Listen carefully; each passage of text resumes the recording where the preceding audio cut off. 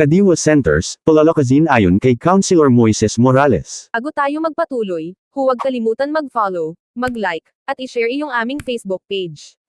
At huwag din kalimutan mag-subscribe sa aming YouTube channel, ang Serbisyo Balita Live Online. Maraming salamat po. Nagpulong ang ilang miyembro ng Sangguniang Panlungsod para sa implementasyon ng pagpapalakas ng Kadiwa Center sa lungsod ng Calamba.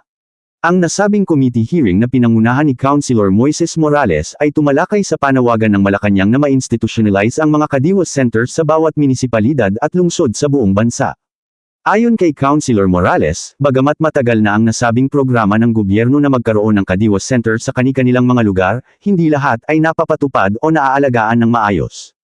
Aniya, nais niyang maging tuloy-tuloy ang pagbibigay ng oportunidad sa mga local farmers, livestock owners, at iba pang may mga produktong sariling gawa na maibenta sa merkado. Ang nasabing Kadiwa Center sa lungsod ng Calamba ay matatagpuan sa Barangay Canlubang. Isang beses isang buwan lang nagkakaroon ng pagbubukas nito sa mga may nais ipaninda. Binigyan din ni Councilor Morales na dapat mas dagdagan pa ang mga araw sa bawat linggo, upang mas makatulong sa mga nais magbenta ng kanilang mga produkto. Samantalang, suportado ni Councilor Edison Natividad ang panukalang palakasin ang Kadiwa Center. Good afternoon, Consel Natividad.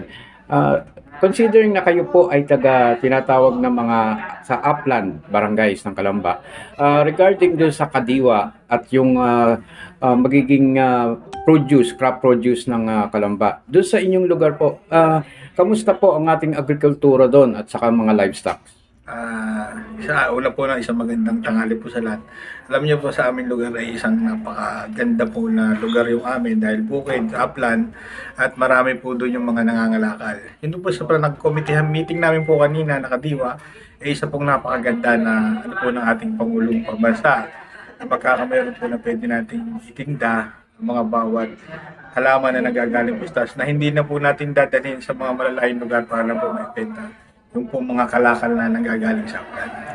So sa tingin niyo po ninyo na ay isang magandang proyekto kaya o programa na pwedeng suportahan ng local government ay ang mga livelihood programs pagdating sa agriculture at saka sa livestock? Sa totoo po ay napakaganda po yung tutukan. Yan po mga proyektong yan. Dahil sa simula't-simula po, kagaya po sa amin sa upland, na wala naman po masyadong pinagkikitaan ng mga tao kundi po ang mga kalakal po na nanggagaling ng mga kanila po mga itinatanim tulad po ng mga iba't ibang klase ng gulay. Okay. So, bilang konsehal ng lungsod, willing po ba kayo na sumuporta sa mga, sabihin na natin sa mga grupo na magnanais na magtayo ng kanilang kooperatiba o livelihood projects doon sa inyong lugar? Abay, siyempre po, isa po ako sumusuporta bilang isang busilong bayan dahil alam ko po na ito po ay talaga makakatulong lalong-lalo na po doon sa aming lugar na napakahirap po ng transpo para po makababa sa iba't ibang bayan na para lang po makapagdala ng kalakal. Kung meron pang isang livelihood o isa pong mga kooperatiba na sa amin po marami nabubuo, isa pong karangalan po sa mga tiga-upland. Ayon dito, malaking tulong ito sa mga magsasaka, mangingisda, at iba pang nagpoproduce ng mga iba't ibang lokal na produkto. Suportado din niya ang mga samahan na magbubuo ng mga kooperatiba o mga agricultural livelihood programs. Idinagdag pa nito na sa pamamagitan ng patuloy na pag-operate ng Kadiwa Center, malaki ang pagkakataon ng mga mamimili na magkaroon ng akses sa murang bilihin. Arnel Inocencio, nag-uulat para sa Serbisyo Balita.